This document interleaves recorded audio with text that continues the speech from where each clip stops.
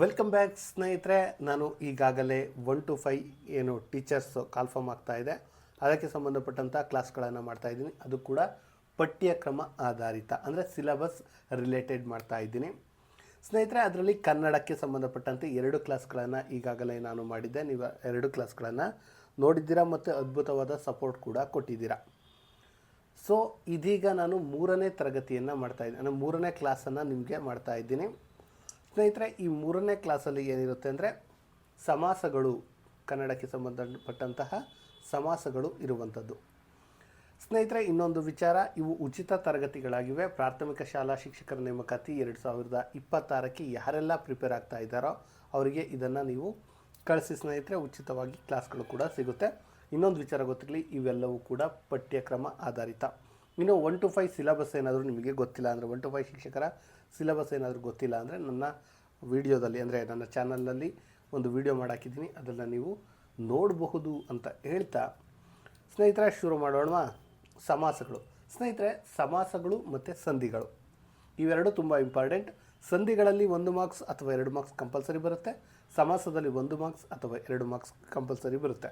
So ಅದಕ್ಕೋಸ್ಕರ ಸಮಾಸಗಳನ್ನು ಅತ್ಯಂತ ಸಿಂಪಲ್ಲಾಗಿ 10ರಿಂದ 15 ನಿಮಿಷದೊಳಗಡೆ ನಿಮ್ಮ ಮುಂದೆ ಇಡುವಂಥ ಕೆಲಸವನ್ನು ಮಾಡ್ತೀನಿ. ನೀವು ಕಣ್ಣು ಮುಚ್ಕೊಂಡು ಇದನ್ನು ಒಂದು ಸಾರಿ ನೋಡಿದ್ಬಿಟ್ರೆ ನಿಮಗೆ ಸಮಾಸಗಳು ಕ್ಲಿಯರ್ ಆಗುತ್ತೆ. ಸಮಾಸದಲ್ಲಿ ಒಟ್ಟು 8 ವಿಧಗಳಿವೆ. ಕ್ಲಿಯರ್? ಸಮಾಸದಲ್ಲಿ ಎಷ್ಟಿದೆ? 8. ವಿಭಕ್ತಿ ಪ್ರತ್ಯಯದಲ್ಲಿ 7 ಇದ್ದರೆ ಸಮಾಸದಲ್ಲಿ 8 ಸಮಾಸಗಳು ಇರುವಂಥದ್ದು. ಅದರಲ್ಲಿ ಮೊದಲನೆಯದು ತತ್ಪುರುಷ ಸಮಾಸ ಸ್ನೇಹಿತರೆ. ನಾನು ನಮ್ಗೆ ಎಷ್ಟು ಬೇಕೋ ಅಷ್ಟನ್ನೇ ಹೇಳ್ಕೊಂಡು ಹೋಗ್ತೀನಿ. ತತ್ಪುರುಷ ಸಮಾಸ ಅಂದರೆ ಸ್ನೇಹಿತರೆ, ಒಂದು ಸಮಾಸ ಅಂದರೆ ನಿಮಗೆ ಗೊತ್ತಿರಲಿ, 2 ಪದಗಳಿರುತ್ತೆ. ಒಂದು ಪೂರ್ವ ಪದ, ಇನ್ನೊಂದು ಉತ್ತರ ಪದ. ನೋಡಿ, ಬೆಟ್ಟದ ಪೂರ್ವ ಪದ ಆದರೆ ಇದು ಉತ್ತರ ಪದ ಆಗುತ್ತೆ. ಇಲ್ಲಿ ಉತ್ತರ ಪದ ಅಂದರೆ ತತ್ಪುರುಷ ಸಮಾಸದಲ್ಲಿ ಉತ್ತರ ಪದ ಪ್ರಮುಖ ಅರ್ಥವನ್ನು ನೀಡ್ತಾ ಇರಬೇಕು, ಅಂದರೆ ಪ್ರಮುಖವಾಗಿ ಕಾಣಿಸ್ತಾ ಇರಬೇಕು. ಅದನ್ನು ನಾವು ತತ್ಪುರುಷ ಸಮಾಸ ಅಂತೀವಿ. ನಿಮಗೆ ಸಿಂಪಲಾಗಿ ಹೇಳ್ಬಿಡ್ತೀನಿ, ಅದು ಕ್ಲಾರಿಫೈ ನೋಡಿ. ಇಲ್ಲಿ ಬೆಟ್ಟದ ತಾವರೆ, ನೀವು ಕಣ್ಮುಚ್ಕೊಂಡು ಬೆಟ್ಟದ ತಾವರೆ ಅಂದಿದ ತಕ್ಷಣ ನಿಮಗೆ ಬೆಟ್ಟ ನೆನಪಿಗೆ ಬರುತ್ತೋ, ತಾವರೆ ನೆನಪಿಗೆ ಬರುತ್ತೋ? ನಿಮ್ಮ ಮುಂದೆ ಬೆಟ್ಟದ ತಾವರೆ ನೆನಪಿಗೆ ಬರುತ್ತೆ. ಸೊ ಯಾವ್ದು ಬರುತ್ತೆ? ತಾವರೆ ಎನ್ನುವಂಥದ್ದು. ಸೊ ಉತ್ತರ ಪದ ಇಲ್ಲಿ ಪ್ರಮುಖವಾಗುವಂಥದ್ದು, ನಮ್ಮ ಕಣ್ಣು ಮುಂದೆ ಬರುವಂಥದ್ದು. ಸೊ ಅದರಿಂದ ಇದು ಬೆಟ್ಟದ ತಾವರೆ, ಇದು ತತ್ಪುರುಷ ಸಮಾಸ. ಇನ್ನು ಎರಡನೇದು ಕಣ್ಗುರುಡು, ಅಂದರೆ ಕಣ್ಣಿನಿಂದ ಕುರುಡು. ನಿಮಗೆ ಕಣ್ಣಿನಿಂದ ಕುರುಡು ಅಂತಂದಾಗ ನಿಮಗೆ ಏನು ತಕ್ಷಣ ಬರುವಂಥದ್ದು? ಕಣ್ಣು ನೆನಪಾಗಲ್ಲ, ಕುರುಡು ತನ ಅನ್ನುವಂಥದ್ದು ಆಗುತ್ತೆ. ಸೊ ಇಲ್ಲಿ ನಾವು ತತ್ಪುರುಷ ಸಮಾಸ. ಇಲ್ಲಿ ನೋಡಿ, ತತ್ಪುರುಷ ಸಮಾಸದಲ್ಲೂ ಹಲವು ವಿಧಗಳಿವೆ. ತೃತೀಯ ತತ್ಪುರುಷ, ಪಂಚಮಿ ತತ್ಪುರುಷ ಅಂದರೆ ನಿಮಗೆ ಕಣ್ಣಿನಿಂದ, ಅಂದರೆ ತೃತೀಯ ವಿಭಕ್ತಿ ಇರೋದ್ರಿಂದ ಇದನ್ನು ತೃತೀಯ ತತ್ಪುರುಷ ಸಮಾಸ ಅಂತ ಕರೀತಾರೆ. ಇನ್ನು ವ್ಯಾಘ್ರ ಭಯ, ಅಂದರೆ ವ್ಯಾಘ್ರನ ದೆಸೆಯಿಂದ ಭಯ, ಅಂದರೆ ಪಂಚಮಿ, ದೆಸೆಯಿಂದ ಪಂಚಮಿ ಎನ್ನುವಂಥದ್ದು. ಸ್ನೇಹಿತರೆ ಸಿಂಪಲ್ ಸ್ನೇಹಿತರೆ, ಈಗ ಅರಮನೆ ಫಾರ್ ಎಕ್ಸಾಂಪಲ್, ಅರಮನೆ ಐತೆ, ಅದು ಅರಸನ ಮನೆ, ಅರಸನ ಪ್ಲಸ್ ಮನೆ, ಅರಮನೆ. ನಿಮಗೆ ಅರಮನೆ ಅಂದ ತಕ್ಷಣ ಅರಮನೆ ನೆನಪು ಬರುತ್ತೋ, ಅರಸ ನೆನಪು ಬರುತ್ತಾನೋ? ಅರಮನೆ ನೆನಪು ಬರುತ್ತೆ, ಅಂದರೆ ಮನೆ ನೆನಪು ಬರುತ್ತೆ. ಸೊ ಇದು ತತ್ಪುರುಷ ಸಮಾಸ. ಸಿಂಪಲ್ ಆಗರ್ಥ, ನಾನು ನಿಮಗೆ ಜಾಸ್ತಿ ಕನ್ಫ್ಯೂಷನ್ ಮಾಡೋಕ್ಕೆ ಹೋಗ್ತಿಲ್ಲ, ಸಿಂಪಲ್ಲಾಗಿ. ಇನ್ನು ಕರ್ಮಧಾರೆಯ ಸಮಾಸ. ಪೂರ್ವ ಪದ ಗುಣವಾಚಕ ಅಥವಾ ವಿಶ್ಲೇಷಣಾವಾಚಕವಾಗಿರಬೇಕು, ಉತ್ತರ ಪದ ನಾಮಪದ ಆಗಿರಬೇಕು. ಅಂದರೆ ಪೂರ್ವ ಪದ ಅಂದರೆ ಗೊತ್ತಲ್ಲ, ಇದು ನೋಡಿ, ಇದೊಂದು ಗುಣವನ್ನು ಹೇಳುವಂಥದ್ದು. ಹಳೆಯ ಕನ್ನಡ, ಇದು ನಾಮಪದ. ಹಳೆಗನ್ನಡ, ಇದು ಕರ್ಮಧಾರೆಯ ಸಮಾಸ. ಇರಿದು ಮಗು, ಮಗು ಅಂತ ಆಗಿದ್ದಿಲ್ಲಿ, ಇರಿದು ಮರ, ಮರ. ಇರಿದು ಅಂದರೆ ದೊಡ್ಡದು, ಅದು ಗುಣವಾಚಕವಾಗಿರುತ್ತೆ. ಮೆಲ್ಲಿತು ಮಾತು, ಮೆಲ್ವಾತು ಅನ್ನುವಂಥದ್ದು ಕರ್ಮಧಾರೆಯ ಸಮಾಸವಾಗುತ್ತೆ. ಇದು ಮೊನ್ನೆ ಟಿಯಲ್ಲಿ ಏನೋ ಸಮಾಸವಾಗಿ ಕೇಳಿದರು, ಗೊತ್ತಿರಲಿ. ಇನ್ನು ಚಿಕ್ಕವಳು ಹುಡುಗಿ, ಚಿಕ್ಕ ಹುಡುಗಿ. ಬಿಳಿದು ಕೊಡೆ, ನೋಡಿ ಬಿಳಿ ಬಣ್ಣ ಅಂದರೆ ಗುಣವನ್ನು ಹೇಳುತ್ತೆ. ಕೊಡೆ, ಬೀಳ್ಗೊಡೆ ಏನಿದೆ, ಇದು ಕೂಡ ನಮಗೆ ಕರ್ಮಧಾರೆಯ ಸಮಾಸ ಆಗುತ್ತೆ, ಸಿಂಪಲ್ಲು.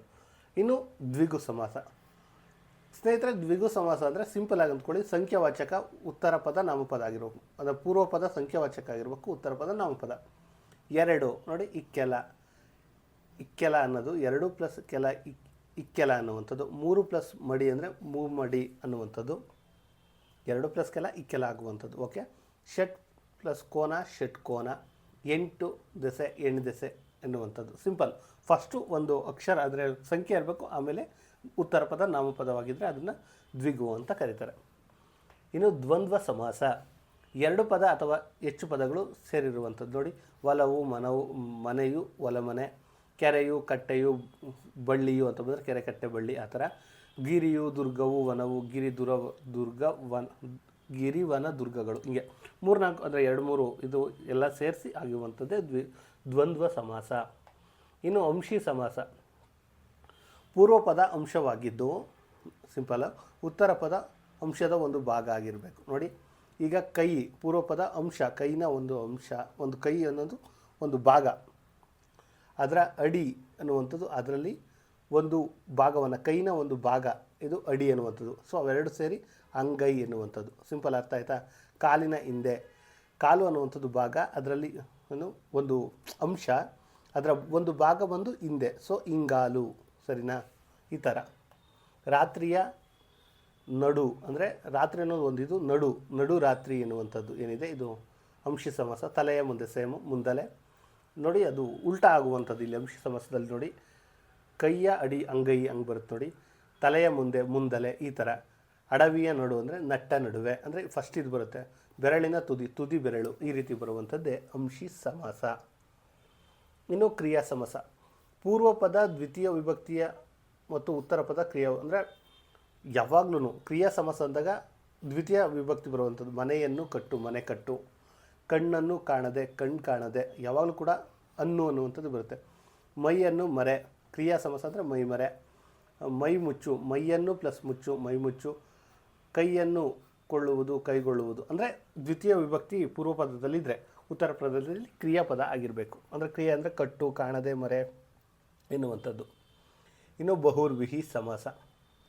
ಎರಡು ಸಮಾಸಗಳು ಹೆಚ್ಚು ನಾಮಪದ ಸೇರಿಸಿದಾಗ ಹೊಸ ಅರ್ಥ ಬರುವಂಥದ್ದೇ ಬಹುರ್ವಿಹಿ. ಅಂದರೆ 2-3 ನಾಮಪದಗಳು. ನೋಡಿ, 3 ಕಣ್ಣು ಪ್ಲಸ್ ಉಳ್ಳವನು ಮುಕ್ಕಣ್ಣ, 4 ಮೊಗ ಉಳ್ಳವನು ನಾಲ್ಮೊಗ, ಹಣೆಯಲ್ಲಿ ಕಣ್ಣು ಉಳ್ಳವನು ಹಣೆಗಣ್ಣ, ಗಾಂಡೀವಿ, ಪವನನಂದನ ಈ ಥರ. ಗಂಟ ಸಂಭೂತ, ಇನತನುಜ, ಧನುಜಿರಿಪು, ಮುರಾರಿ, ಮೇದಿನೀಪತಿ, ರಾಜೀವಸಕ ಇವೆಲ್ಲವೂ ಕೂಡ ನಿಮಗೆ ಏನಾಗಿರುತ್ತೆ, ಬಹುರ್ವಿಹಿ ಸಮಾಸ ಆಗಿರುವಂಥದ್ದು. ಇನ್ನು ಗಮಕ ಸಮಾಸ. ಪೂರ್ವ ಪದ ಕೃದಾಂತ ಇಲ್ಲವೇ ಸರ್ವನಾಮವನ್ನು ಹೊಂದಿದರೆ ಇದನ್ನು ಗಮಕ, ಅಂದರೆ ಪೂರ್ವ ಪದ ಕೃದಾಂತ ಆಗಿರಬೇಕು, ಉತ್ತರ ಪದ ಒಂದು ನಾಮಪದ ಆಗಿರ್ಬೇಕು. ನೋಡಿ, ಅದು ಮನೆ, ಆ ಮನೆ. ಇವನು ಮನುಷ್ಯ, ಈ ಮನುಷ್ಯ. ಅವನು ಹುಡುಗ, ಆ ಹುಡುಗ. ಇದು ಬೆಚ್ಚು, ಇದು ಬೆಕ್ಕು, ಈ ಬೆಕ್ಕು. ನೈದು ಉಡುಗೆ, ನೈದುಡುಗೆ. ಅರಳು ಮೊಗ್ಗು. ಉಡುವುದು ದಾರ, ಉಡುದಾರ. ಹೀಗೆ ಇರುವಂಥದ್ದು. ಇದು ನಿಮಗೆ ಯಾವುದಾಗುತ್ತೆ, ಗಮಕ ಸಮಾಸ. ಒಟ್ಟು 8 ಸಮಾಸಗಳ ಬಗ್ಗೆ ನಾವು ನೋಡಿದ್ದೀವಿ ಸ್ನೇಹಿತರೆ. ಕ್ವಿಕ್ಕಾಗಿ ಒಂದು ರಿವಿಷನ್ ಹೇಳ್ಕೊಂಬಂದ್ಬಿಡ್ತೀನಿ. ನೋಡಿ, ತತ್ಪುರುಷ ಸಮಾಸ ಅಂದರೆ ಪೂರ್ವ ಪದಕ್ಕಿಂತ ಉತ್ತರ ಪದದ ಅರ್ಥ ಏನು ಹೆಚ್ಚು ಪ್ರಧಾನವಾಗಿರುತ್ತೆ. ಈಗ ಬೆಟ್ಟದವರೆ, ಅರಮನೆ ಎನ್ನುವಂಥದ್ದು. ಇನ್ನು ಕರ್ಮಧಾರಯ ಸಮಾಸ ಅಂದರೆ ಪೂರ್ವ ಪದ ಬಂದು ಗುಣವಾಚಕ ಆಗಿರಬೇಕು, ಎರಡನೇ ಪದ ಬಂದು ನಾಮಪದ ಆಗಿರಬೇಕು. ಇನ್ನು ಬಂದಂತೆ ದ್ವಿಗು ಸಮಾಸ ಅಂದರೆ ಸಂಖ್ಯಾವಾಚಕ ಆಗಿರಬೇಕು, ಪೂರ್ವ ಪದ, ಉಳಿದಂಥದ್ದು ಯಾವುದು ನಾಮಪದ ಆಗಿರಬೇಕು. ಇನ್ನು ದ್ವಂದ್ವ ಸಮಾಸ ಅಂದರೆ 2-3 ಪದಗಳು ಒಮ್ಮೆ ಬರುವಂಥದ್ದು. ಅಂಶಿ ಸಮಾಸ ಅಂದರೆ ಒಂದು ಅಂಶ ಇರಬೇಕು, ಅದರ ಅಂಶದ ಒಂದು ಭಾಗ ಇರಬೇಕು, ಅದನ್ನು ಉಲ್ಟಾ ಬರೆಯುವಂಥದ್ದೇ ಅಂಶಿ ಸಮಾಸ ಆಗುವಂಥದ್ದು. ಕ್ರಿಯಾಪದ ಅಂದರೆ ದ್ವಿತೀಯ ವಿಭಕ್ತಿ ಪೂರ್ವ ಪದದಲ್ಲಿದ್ದು ಕ್ರಿಯಾಪದ ಇಲ್ಲಿದ್ದರೆ ಅದನ್ನು ಕ್ರಿಯಾ ಸಮಾಸ ಅಂತ ಕರಿತೀವಿ. ಬಹುರ್ವಿಹಿ ಸಮಾಸ ಅಂದರೆ ಬೇರೆ ಬೇರೆ ಅರ್ಥವನ್ನು ಉಳ್ಳಂಥದ್ದು ಒಂದಾಗುತ್ತೆ. ಅಂದರೆ 3 ಪ್ಲಸ್ ಕಣ್ಣುಳ್ಳವನು ಮುಕ್ಕಣ್ಣ, ಹಿಂಗೆ ಅಂದರೆ ಹೊಸ ಅರ್ಥ ಬರುವಂಥದ್ದು ಇರಬೇಕು.